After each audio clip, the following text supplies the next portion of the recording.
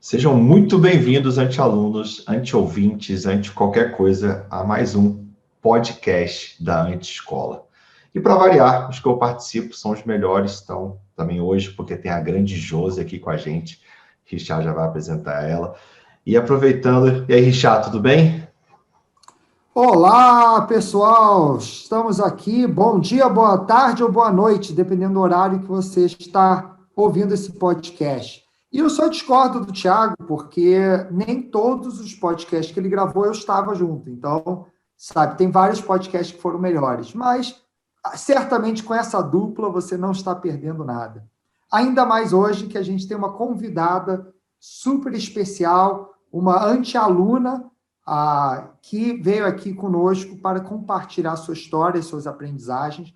Quero apresentar a Josiane Zani, da Super Poker.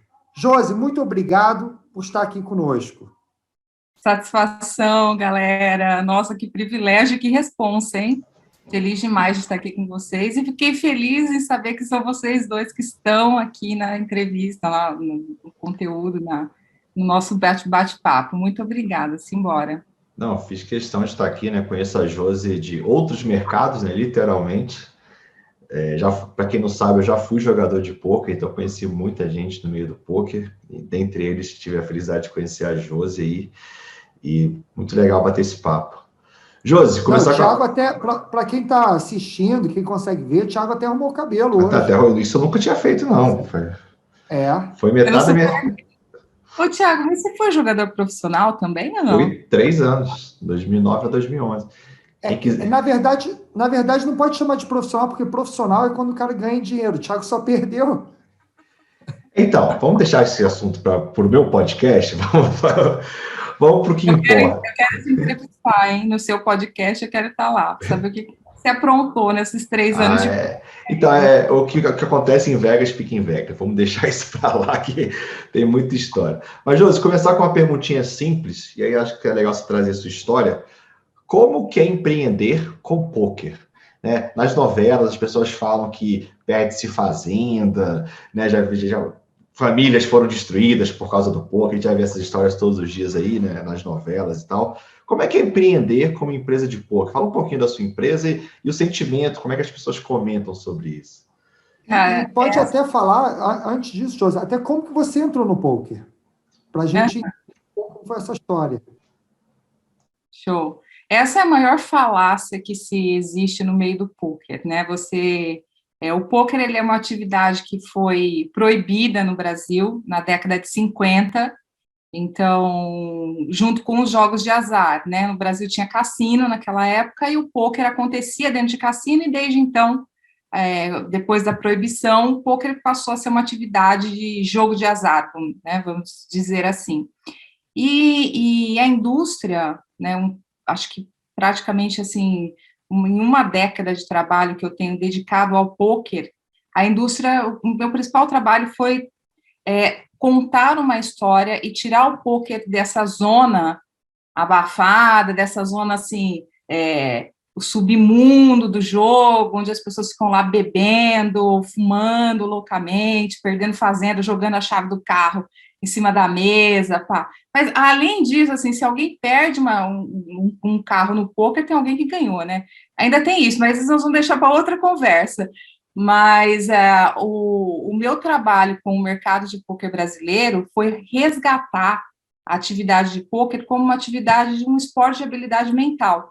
Então, a maior parte do trampo que a gente desenvolveu ao longo de mais de 10 anos foi para mostrar o caráter competitivo, o caráter de habilidade mental do pôquer, né? Então, foi trabalhar junto a governos, junto a próprio reconhecimento do pôquer como uma atividade de habilidade mental junto à sociedade, que é o que é hoje. Então, tem pessoas vivendo, pagando suas contas no final do mês com um pôquer profissional, e tem gente se divertindo e gastando aí, sei lá, 100, 200, 300, R$ 50, 10, como um jogo online ou uma atividade presencial de entretenimento, né? Então, é muito engraçado porque a mãe e o pai, né, quando eu comecei a trabalhar com pôquer, Deus me livre, foi assim, aquela coisa, assim, tá trabalhando na ilegalidade, né, que você está fazendo, né? Você já foi fazer um curso de propaganda e marketing que ninguém queria, que meu pai sempre quis que eu fosse advogada, promotora,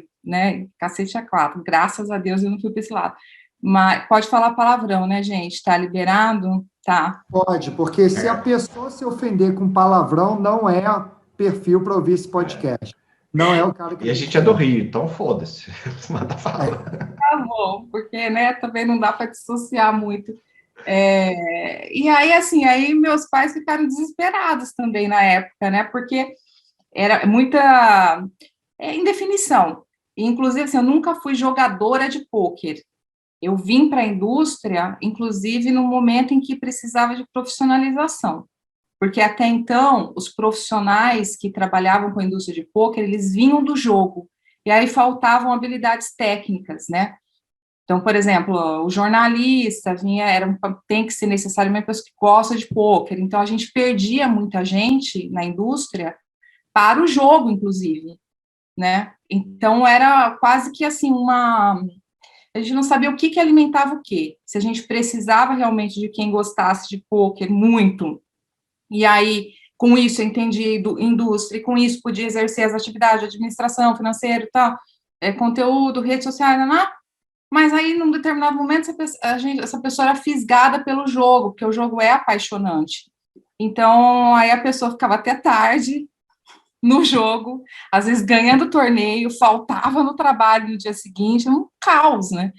Então, eu vim para profissionalizar também essa área. Então, assim, você é jogadora de poker. Eu vejo várias conversas lá no grupo, Josi, vem jogar poker com a gente. Eu não sou uma jogadora de poker, mas, assim, o que eu já participei de aula, não vou fazer feio, não faço feio, mas, né, assim, sabe aquela história, né, o dono da Coca-Cola não toma Coca-Cola?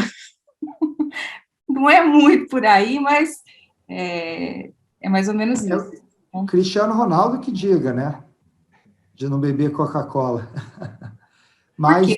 É a história do Cristiano Ronaldo? não, que ele teve uma propaganda lá que ele tirou da Coca aí, a Eu não Coca-Cola vi isso. milhões de dólares de valor de mercado em 10 minutos. Cara, eu não vi essa história. Mas você falou um pouco como foi a reação da sua família quando você entrou, mas como que não é porque ninguém acorda, terminei faculdade, eu vou trabalhar com poker hoje.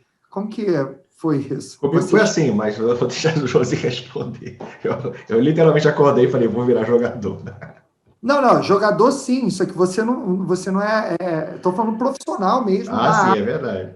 Vou assumir uma empresa de poker. O que a Super É, Poker faz, afinal, Josi? Conta pra gente aí. Então, a minha carreira, a minha vida profissional começou no varejo. Trabalhei em desenvolvimento de produto, né? Fiz propaganda e marketing e tal. Aí depois eu fiz administração na GV e economia. E eu estudei pra caralho, tal, não sei o quê. Mas a minha vida começou mesmo no varejo, em empresas de produto, bem nessa área, Conibra, C&C, materiais para construção. Blá, blá. Depois eu passei para a área de informação e comunicação. Então, trabalhei em várias empresas do ramo de cursos em company, né, pesquisa de mercado, eventos de relacionamento, tal, até que eu fui começar a empreender com eventos de relacionamento para o agribusiness, né, para a área de agronegócios. Então, daí é que começou a surgir tudo que os meus pais falavam. Minha mãe, nunca dependa de um homem, tenha a sua carreira. Meu pai, nunca trabalhe para ninguém, tenha o seu próprio negócio. Então, aí, nessa fase, nessa época, comecei a me desvencilhar, sair do mercado corporativo e montar alguma coisa onde eu pudesse ser parte integrante, conduzir da forma como eu gostaria, ter um patrimônio meu, em termos empresariais, tal.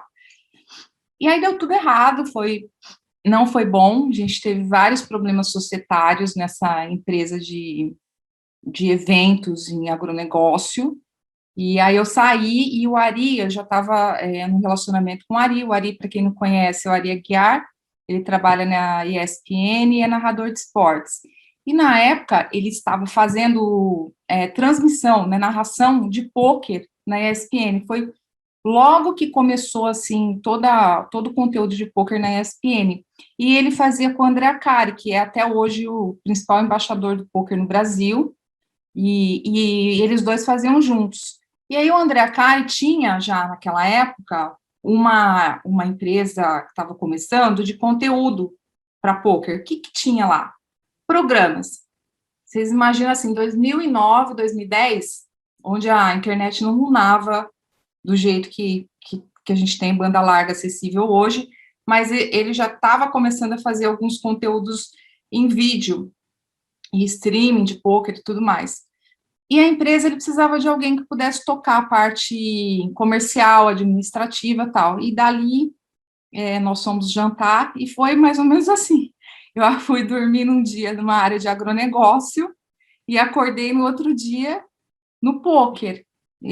O Akari é uma pessoa que faz negócio de forma muito rápida. Eu falei, quero ser sócio. Ele, tá bom, tem espaço, quanto você quer? Quer tanto, você quer...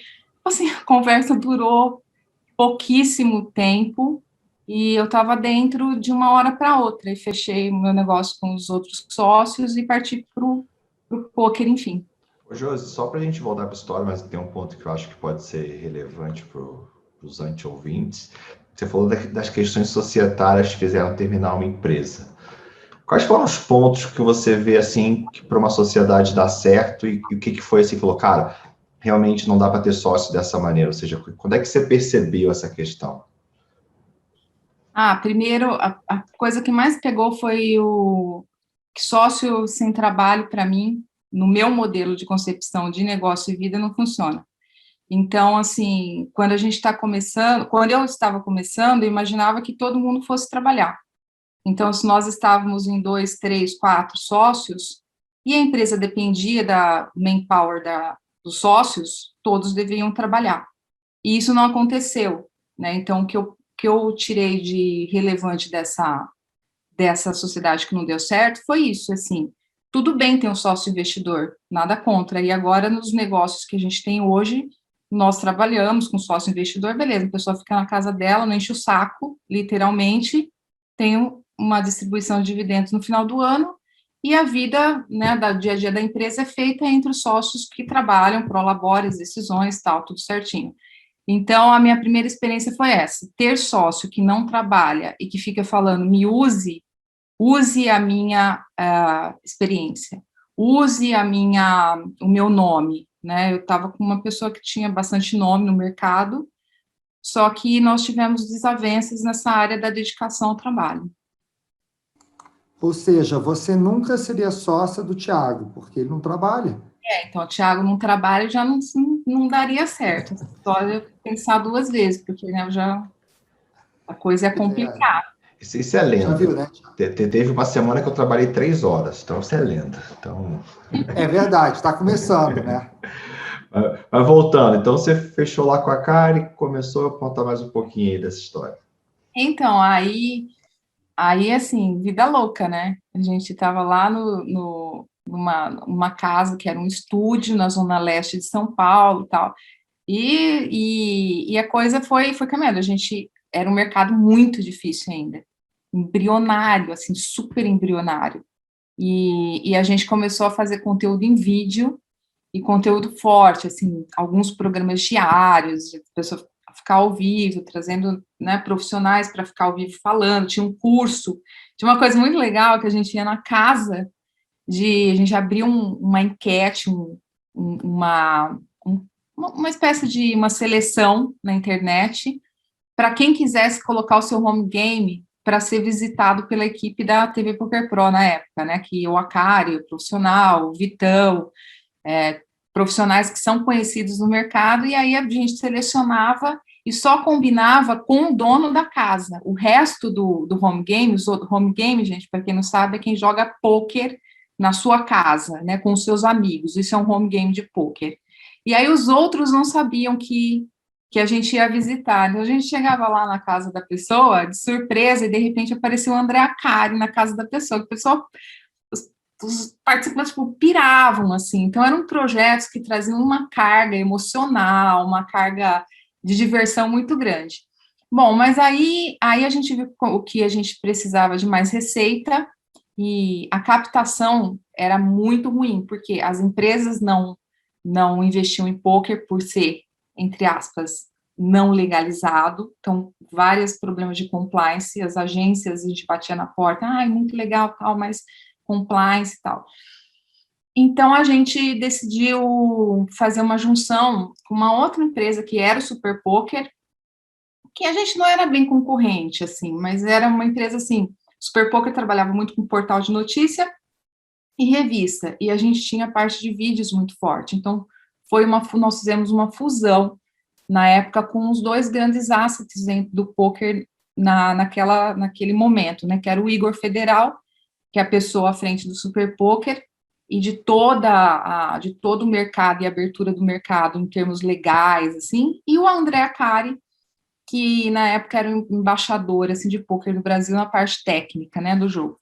Então, aí nós tivemos, em 2012, uma fusão que realmente me trouxe muita maturidade em como, né, como juntar processos de duas empresas diferentes e como fazer esse novo dar certo, né, porque numa fusão, as duas empresas deixam de existir para construir uma nova, só que isso aconteceu no bastidor, né, na parte de contratos e tudo mais, mas para o público, nós escolhemos os melhores assets e continuamos, e aos poucos fizemos transferência de asset para as marcas que mais eram reconhecidas, assim, tinham mais valor, vamos dizer assim, né, então foi um período longo, inclusive até hoje, de 2012 até hoje a gente tem ainda uma transferenciazinha de asset que a gente está fazendo, que é na parte de cobertura de torneios ao vivo e tal. Então, foi uma escola, assim, para mim. Aí, no Super Poker, foi uma verdadeira aula de como me relacionar com um ambiente societário muito mais complexo do que eu tinha antes. Então, outros sócios, né, outra equipe, e de como começar a fortalecer equipe, profissionalizar a equipe, de construir conteúdo, fazer abertura de mercado para as empresas, quebrar barreiras mesmo conceituais, né? Então pode falar, Ti. Isso é muito legal, porque quando a gente fala, eu trabalhei com fusões e aquisições, e, viu, eu já trabalhei, Richard, você vê que não é mentira. E o mais legal... Trabalhou. Eu tinha um cargo no LinkedIn. Trabalhou na praia, você trabalha. Mas... Eu já tive vários cargos no LinkedIn. Mas uma coisa que fala muito quando a gente pensa em fusão e aquisição, a gente pensa em coisas gigantescas, bilhões. Só que, cara, também para empresas pequenas e médias, e até mais médias, né, faz muito sentido, né? Você viu muito sentido nessa fusão? Você acha que isso acelerou o crescimento do conglomerado, da empresa nova como um todo? Sem dúvida. Acho que foi a decisão mais acertada que a gente fez. Ou seja, é uma opção viável de crescimento, né? Não precisa ser... E não necessariamente precisa ser uma compra. Às vezes estamos falando de duas empresas que se juntam e viram uma empresa nova. Né? E aí, qual o desafio? Para quem está nessa dúvida, poxa, eu faço uma fusão ou não, meu concorrente, que você dá de dica aí que você aprendeu na sua fusão? Olha, o que eu vejo é assim, não importa o nome que você vai dar, se é fusão, aquisição, eu estou preparando um material para a gente analisar na semana que vem, né, dentro do ambiente restrito do nosso grupo, da Antiscola, e eu estava passando um pouco mais pelos aspectos, assim, formais de uma fusão, aquisição, tal. E aí eu vi que isso não importa muito o nome formal que você dá, mas se você olha oportunidades em que você acha que algum tipo de acerto, de permuta, venda, parceria pode fazer sentido para o teu cenário, deve ser buscado. Não importa qual vai ser essa formalização, se vai ser uma fusão, se vai ser uma aquisição, porque eu vi que a gente já fez coisas que passeiam por um monte de, sabe, às vezes parecia uma fusão, mas não, mas parece que foi uma aquisição. Não, por quê? Porque a gente manteve uma empresa e a outra foi sendo transferida para dentro aos poucos. Então, acho assim que no nosso caso, o 2 mais 2 foi 5 mesmo, sabe? No caso do Super Poker com a TV Poker Pro. Porque o mercado é pequeno e acho que o empresário sempre tem que avaliar o cenário que ele está, as mudanças do cenário de mercado que possam acontecer e que fazem ele ficar mais frágil, então buscar num concorrente mesmo, num parceiro, um fortalecimento da sua cadeia produtiva ou de mais estofo para conseguir mais clientes, né? Então, isso tudo a gente passou e eu vejo que aquele medo que o empresário às vezes tem, e eu também tinha, de passar de um percentual grande, de, sei lá, de ter 30%, 40%, e de repente ser diluído para 20%, 10%, 15%, isso não deve existir. Acho que isso é uma vaidade tola, porque numa fusão, ou numa aquisição, na junção com mais pessoas, você pode, o seu projeto, né, o seu negócio vai valer muito mais, mesmo em equity ou até mesmo em cash, né? Porque também se for para fazer um negócio que não mantém a sua empresa no estado, coloque ela no estado melhor, não vale a pena, mas acho que essa oportunidade sempre surge para o empresário que está fazendo as coisas bem redondas dentro do teu negócio, né? Então, eu ia comentar isso, que muitas vezes de fusão, o empreendedor fica naquela coisa. Primeiro, percentual. Não é? Eu vou ter um percentual menor. E segundo, quem é o CEO? É empresa A, empresa B, sócio A, sócio B, de qual empresa, quem vai. E sempre quem acaba assumindo mais o poder, vamos dizer assim, acaba querendo implementar a sua cultura. Então, como foi um pouco lidar com essas vaidades, lidar com essa coisa da mudança de cultura das duas empresas? Foi difícil?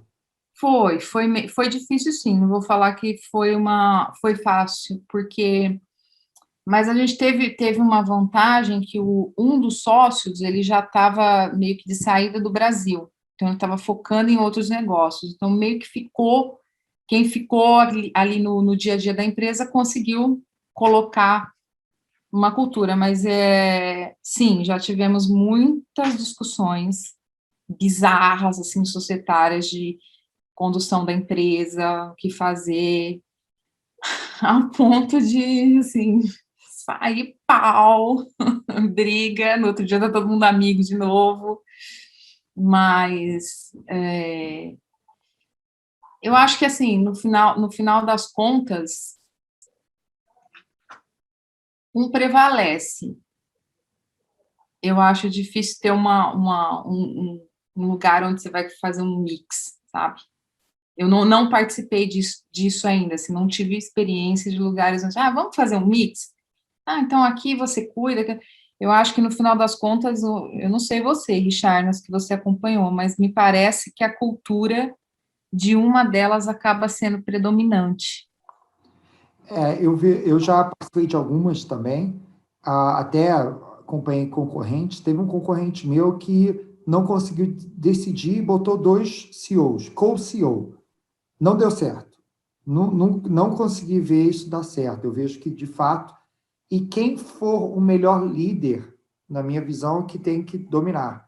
Não é nem a questão de quem dá mais resultado, o CEO tem muito a ver com quem consegue inspirar e liderar pessoas. E ele tem que ser o dono da cultura da empresa. Então, a pessoa que tiver... E aí é muito perfil. Eu acho que não pode ser a questão de quem é maior, quem é menor, quem vai fazer isso ser melhor para a empresa. E aí, dentro do que eu vivenciei, já tive um pouco de tudo. Já tive momentos onde, por exemplo, eu vendi uma empresa, vendi 100% e saí fora, porque eu falei, não vou perpetuar isso, a cultura de quem comprou ficou, a gente tinha uns 150 funcionários, e aí eles fizeram o que queriam com a empresa. Acabei de fazer uma fusão recentemente, onde a gente manteve todo o ativo intelectual da empresa, e eles entraram na nossa cultura, que a gente era uma empresa maior, e aí eu continuo como CEO da empresa. Então, mas nessa última que a gente fez, o que foi interessante é que a gente ficou muitos meses discutindo esse assunto. Mais do que... A gente discutiu, claro, percentual, discutiu contrato, tudo mais, mas a gente ficou alguns meses querendo se conhecer para entender os valores por trás de cada sócio e ter certeza que os valores estão alinhados. A partir daí, a gente entrou em detalhe discutindo como que seria a governança, como seria a cultura, o que se faria com tais pessoas, em tais situações e tal. E a gente negociou muito bem o contrato. E aí, assim que aconteceu, 2 meses depois, aconteceu uma coisa bem boba, tal. Aí a gente, poxa, como que a gente trata isso? A gente falou, vamos ver no contrato, estava previsto. E aí a gente falou, beleza, é o que está escrito no contrato, é isso que vale. Então, pelo menos para minha experiência, é isso, é não apressar fusão. Eu vi uma empresa que eram 3 empresas que se juntaram, cada empresa tinha 3 sócios. Os caras foram para um jantar, adoraram a ideia e tal, saíram empolgados, apressaram, em 1 mês estava junto. 1 ano depois não deu certo. Por quê? E aí foi uma briga enorme para desfazer a sociedade. Na minha última fusão, fiquei pelo menos uns 8, 9 meses, quase 1 ano, fazendo só negociação, porque para mim essa é a parte mais importante. Porque depois que você bota a caneta BIC no papel, não é? Aí uma nova vida, e se você não negociou bem, aí realmente não tem o que fazer. E é até legal que essa semana na escola a gente teve uma aula disso, né? Sobre societários, sobre contratos. E uma coisa que eu vejo é que tem o equity, né? Que é a palavrinha da moda no empreendedorismo, né? Todo mundo está falando disso, muita gente de forma errada. Digital. E também tem o equity, né? Você abaixa o valor da empresa, aumenta o valor do ego, aumenta o valor do espelho. Então, né, quando você bota 2... Eu confesso que eu não é nessa questão de não ter liderança, co-CEO, eu particularmente não costumo ser muito fã disso, não. Porque eu sinto que tem muito equity. Cara, geralmente tem alguém que é melhor que o outro. É um que não quer assumir, né? É um processo complicado, realmente.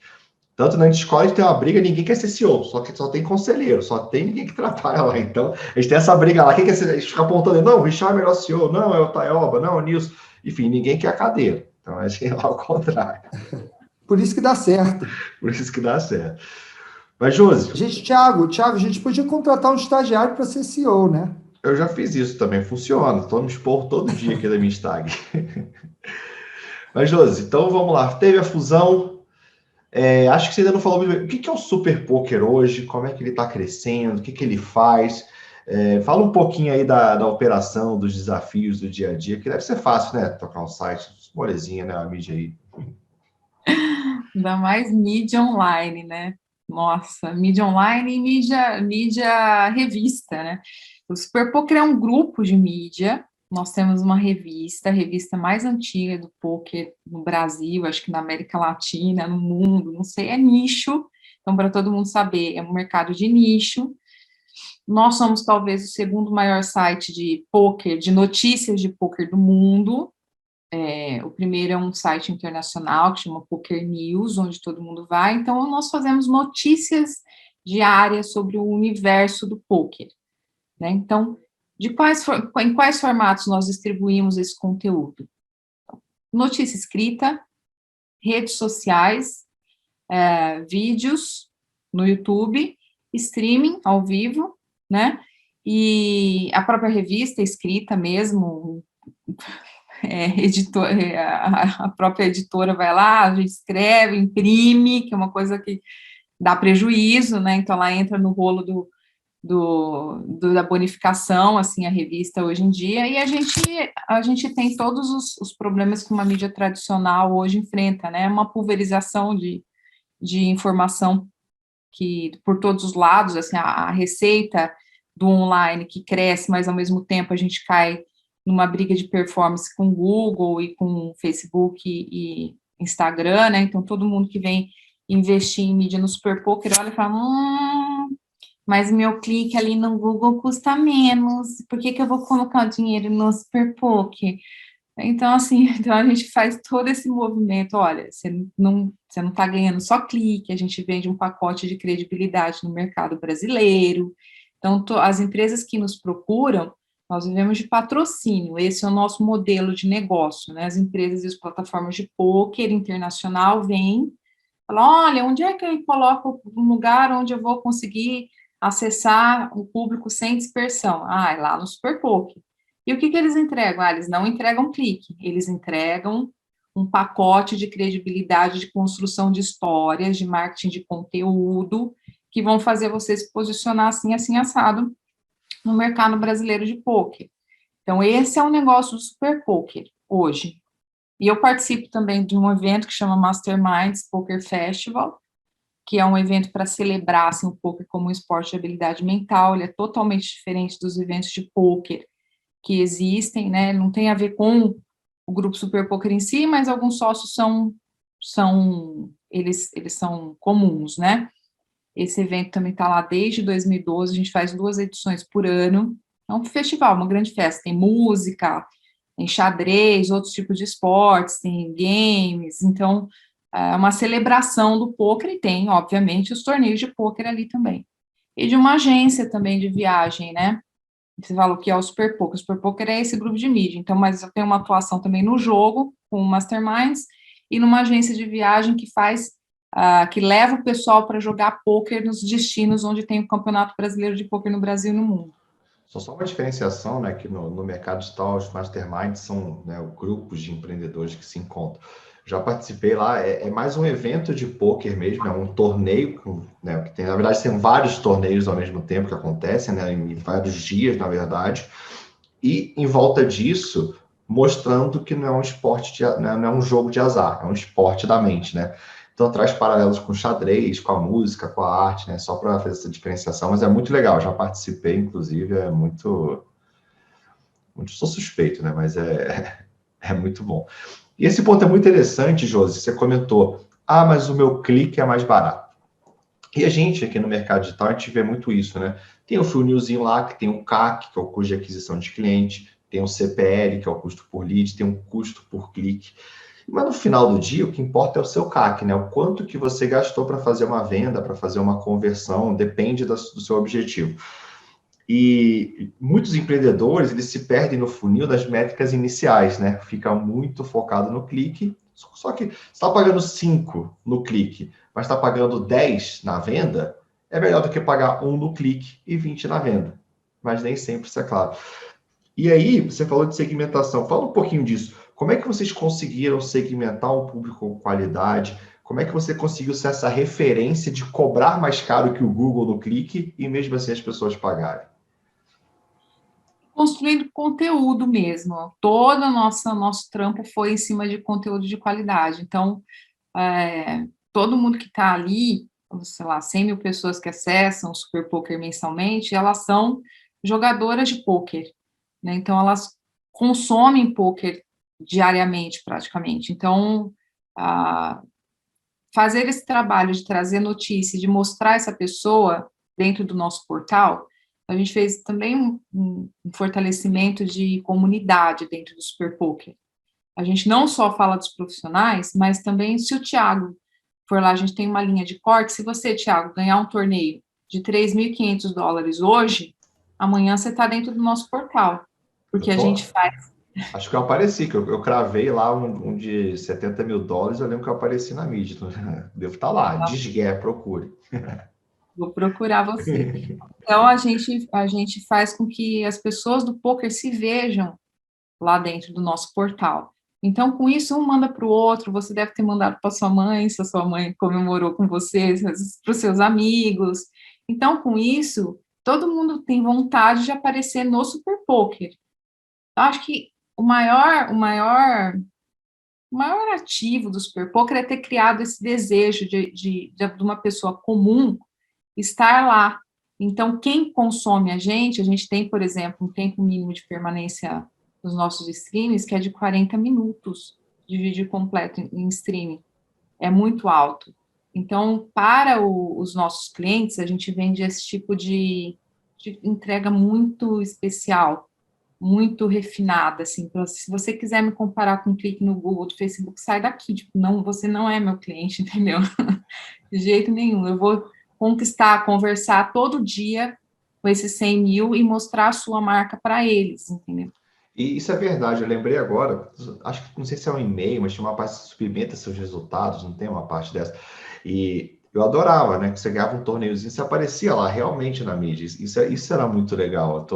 Me trouxe recordações agora. Não, amanhã eu tenho que aparecer no Super Poker. Ganhei esse torneio que eu pegava, separava os resultados, mandava.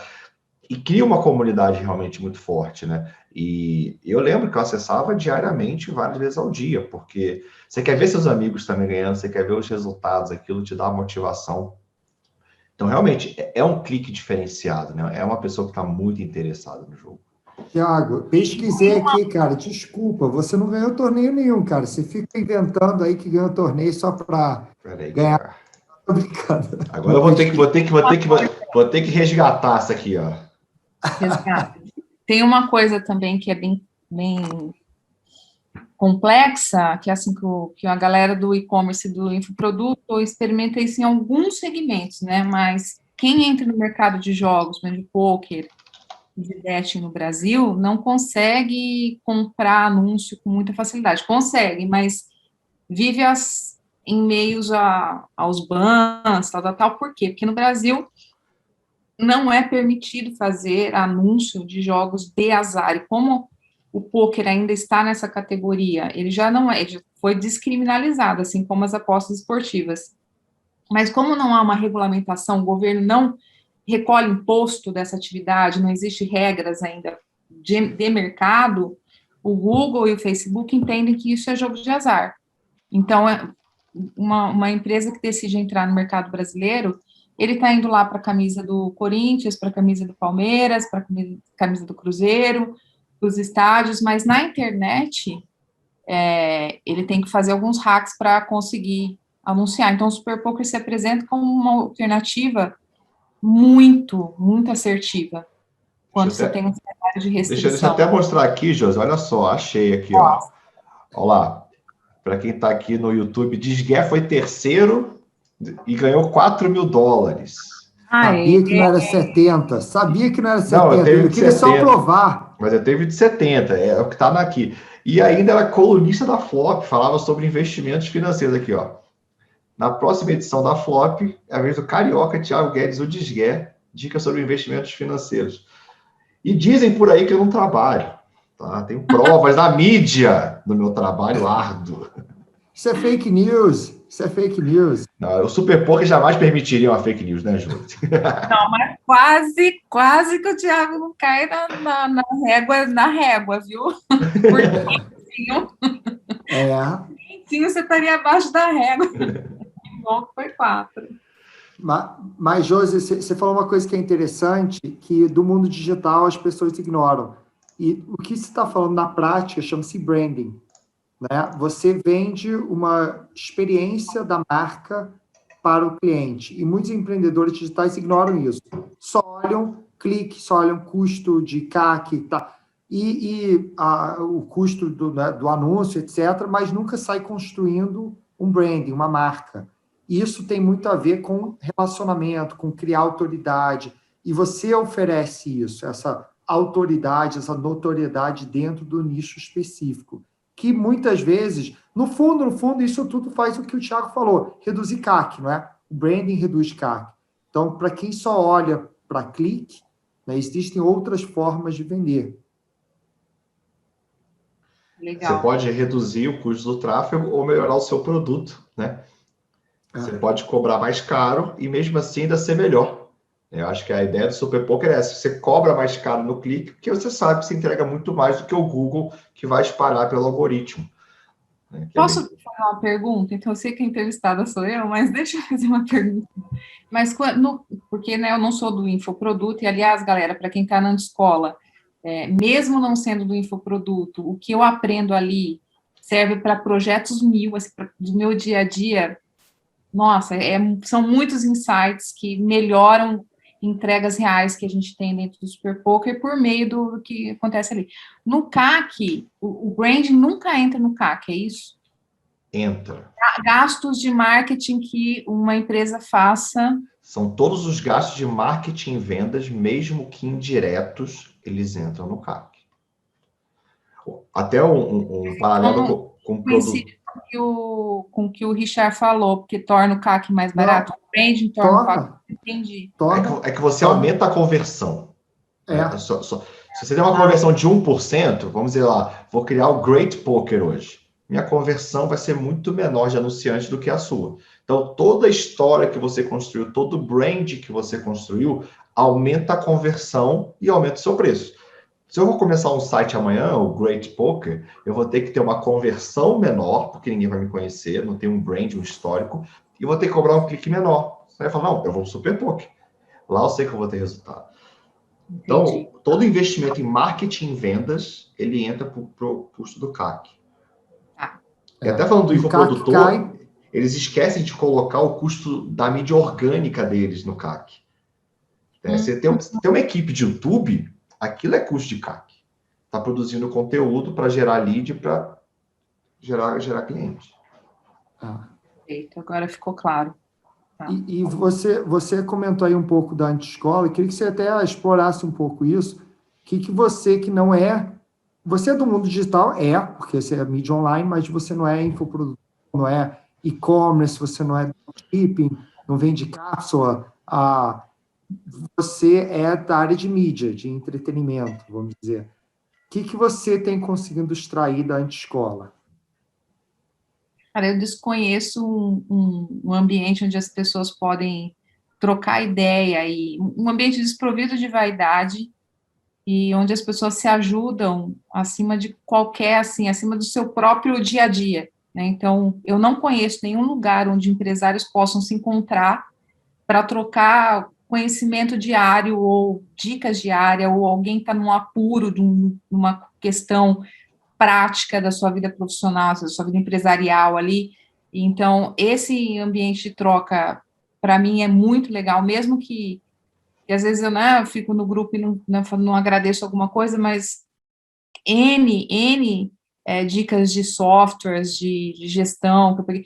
O que eu tenho extraído muito, apesar de não ter aplicado ainda muito, é a parte de OKR do Thiago, né? O Thiago é a pessoa de planejamento estratégico dentro da escola, então, tudo que eu aprendi ali de OKR e dos resultados-chave e tal, eu ainda não apliquei, mas para mim está como uma luz a ser seguida, eu vou fazer isso. Então, esse para mim foi uma grande... As suas dicas, Richard, ali, dicas não, você está ensinando a gente um conceito diferente de contratação e de relacionamento com a tua equipe em termos de cultura. Eu já aplico isso. Muita coisa assim, nas primeiras conversas da escola, você falava assim, saia para conversar com a tua equipe. Eu falei, cara, não tenho nada, não consigo fazer nada do que está sendo estruturado aqui, mas que saia para conversar. Então, assim, o mínimo dá para ser feito, né? E o ambiente da escola é exceção. O Nilson, com toda a parte de processo, cara, é bizarro, não consegui chegar ali, mas eu vejo amigos lá do grupo que já estão colhendo frutos muito proveitosos da parte de processos, né, de sair da operação, fazer o sócio sair da operação, gerenciando o processo de uma maneira magnífica ali. E o Taioba, né, nossa, com todo o conhecimento dele dos funis e do copy, cara, até o nosso conteúdo ficou melhor com as dicas de copy do Taioba. E eu não preciso de copy, vamos dizer assim, porque o meu trabalho é jornalístico.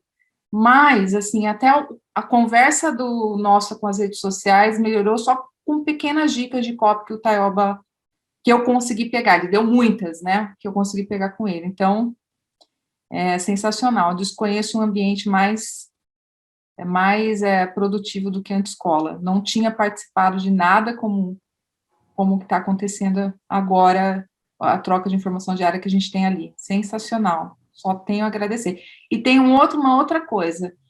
Já faz um ano, né, Tiago, que a escola está no ar.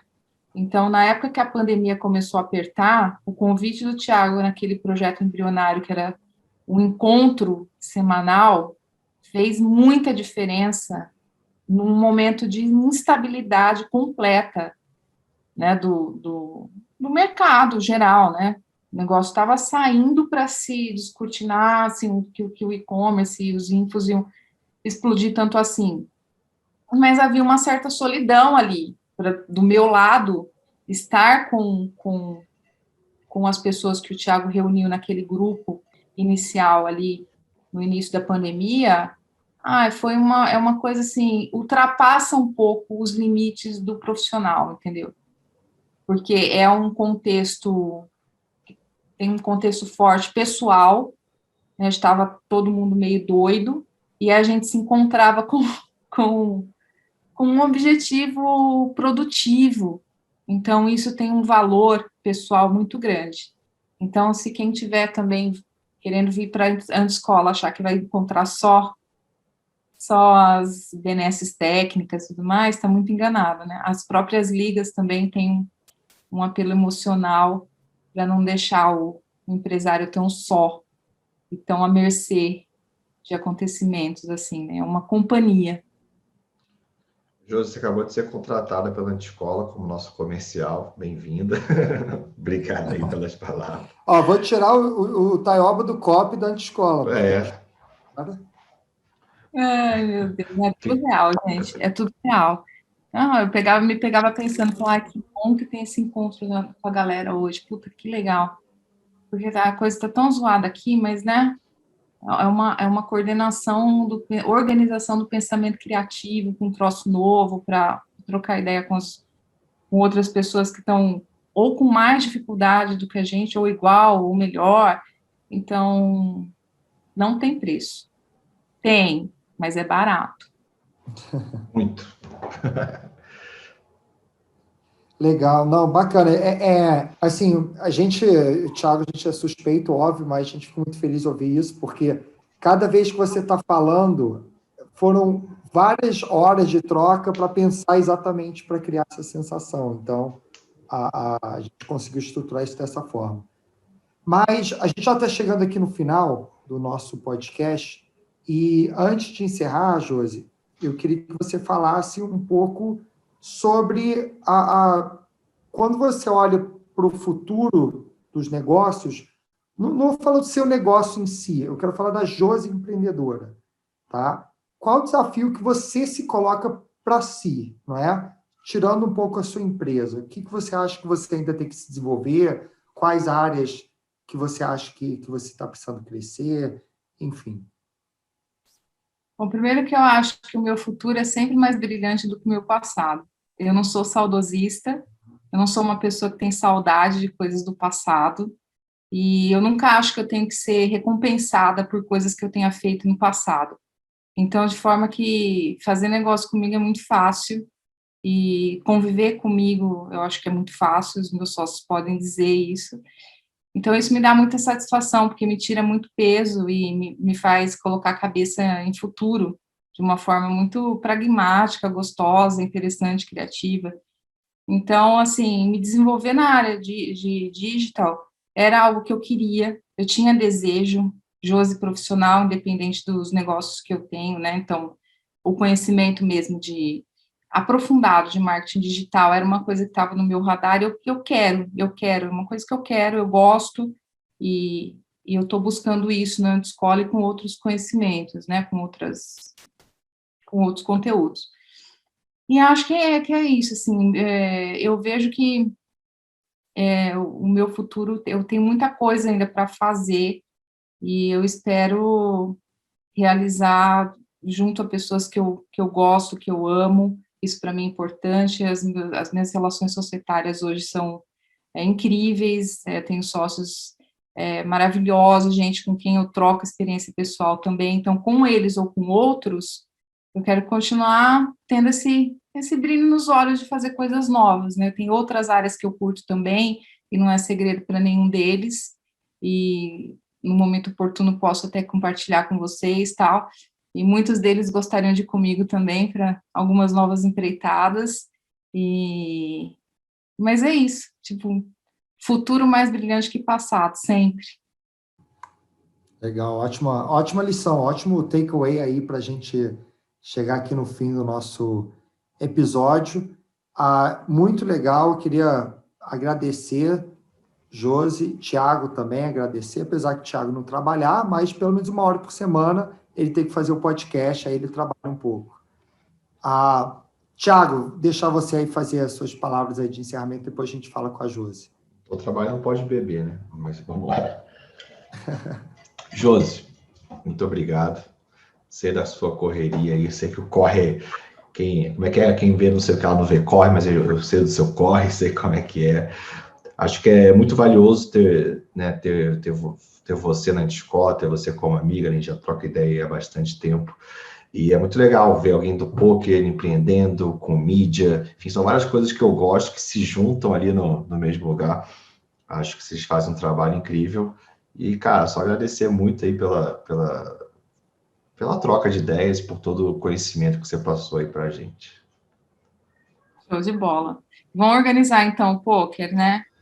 Eu não jogo sempre, mas eu posso trazer os meninos de BH, então, inclusive o Ari pode narrar o nosso game, então. No nosso evento ao vivo, a gente vai fazer um monte de torneio, certeza. Isso aí Demorou.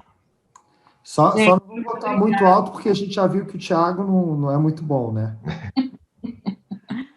Um beijo. Não pode deixar de brincar. Ó, amo vocês, viu? Obrigado. Parabéns demais. Parabéns demais por tudo e só agradecer. Curtam, compartilhem. É isso aí, pessoal. Obrigado. Beijo, tchau. Obrigado e, mais uma vez, bom dia, boa tarde, boa noite. Até logo. Falou.